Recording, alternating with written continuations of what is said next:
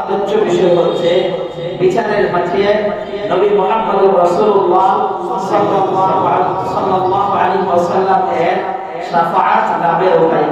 কিয়ামতের দিন কঠিন একটা সময়, যে সময় আল্লাহ রাব্বুল আলামিন বলেন যে কারো পক্ষ থেকে কোনো সুপারিশ গ্রহণ করা হবে না।